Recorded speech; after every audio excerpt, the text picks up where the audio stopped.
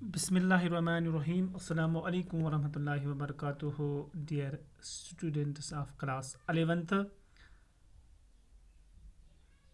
Students, जैसा कि आप जानते हैं कि जो पेंडेमिक सिचुएशन लगातार बनी हुई है, तो इस सिलसिले में हम जो एक्चुअल टीचिंग लर्निंग प्रोसेस जो थी वहाँ पे हम मीट नहीं कर पाते हैं स्कूलों में। तो पिछले 3-4 महीनों से जो टीचिंग लर्निंग प्रोसेस का जो इंतज़ाम है वो ऑनलाइन ही चल रहा है।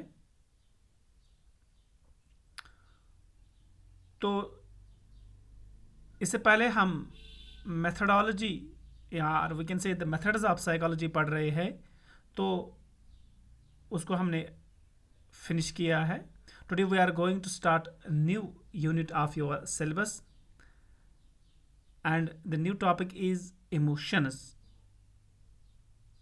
You may be aware about emotions. You have heard this word many times, emotions.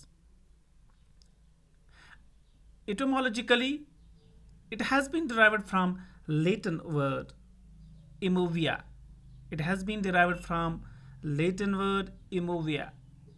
What does this emovia mean? This means to stir up or to agitate.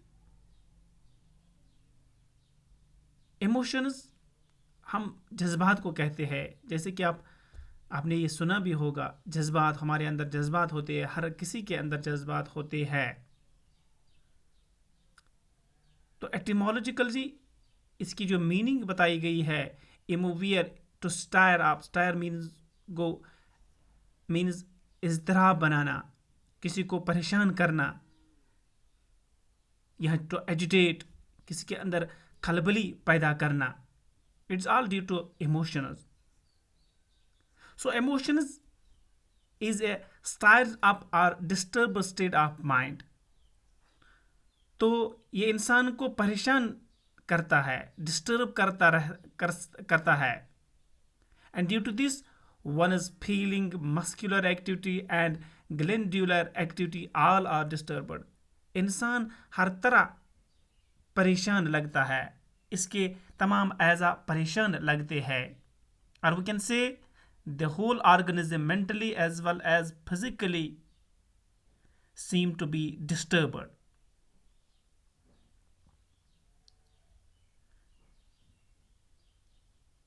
In fact, emotions, what does these emotions do? These emotions give the force to the mental activity and prepares the organism for action. तो इंसान के अंदर एक जज्बा पैदा करते हैं, एक फोर्स देता है, ताकत देता है. किसके लिए? मेंटल एक्टिविटी के लिए. इसके मेंटल को तैयार करता है, प्रिपेयर करता है फॉर एक्शन. कोई एक्शन तैयार करने के लिए ये इंसान को इंटरनली तैयार करता है. It expresses itself through specific expression of the body. जो हम इमोशंस इजहार करते हैं, ये हम मुख्तलिफ तरीक़ों से इनका एक्सप्रेशन होता है बॉडी पे. Every particular emotion has its own bodily expressions, moments and other characteristics. हमारे अंदर बहुत सारे इमोशंस है, लेकिन उन इमोशंस को हम अपने अपने तरीके से उनको एक्सप्रेस करते हैं, उन चीज़ों को दिखाते हैं. For example, in case of anger, there are specific movements of muscles and other bodily organs such as clenching of fists,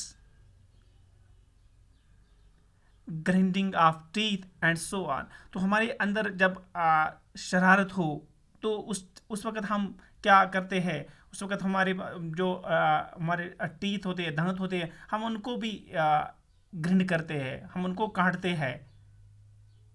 तो हम इस चीज़ से क्या दिखाते हैं कि वी आर एंग्री. अगर हम कहीं पे एंग्री हो जाते हैं किसी वजह से, तो हम ये चीज़ें दिखाते हैं, क्लिंचिंग ऑफ फिट्स और grinding of teeth and many other things. So emotion,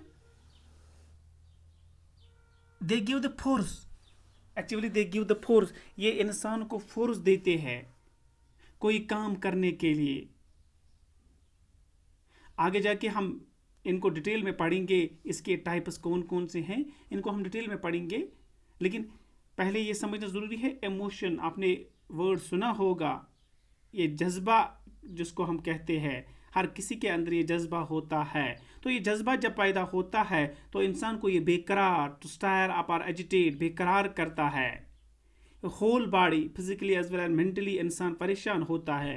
जब तक इंसान वो काम फिर कर पाए तो उसके लिए इंसान परेशान रहता है।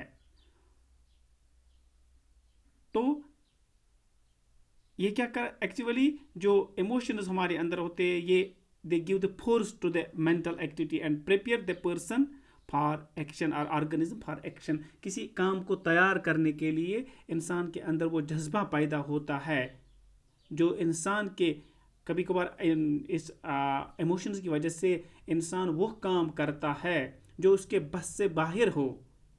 आगे जाके उसके एग्जाम्पल्स पे हम देंगे। लेकिन कभी कभी इंसान के अंदर ऐसा होता है कि उसको जब शरारत, गुस्सा आता है तो वो काम करता है जो उसके बस से बाहर हो।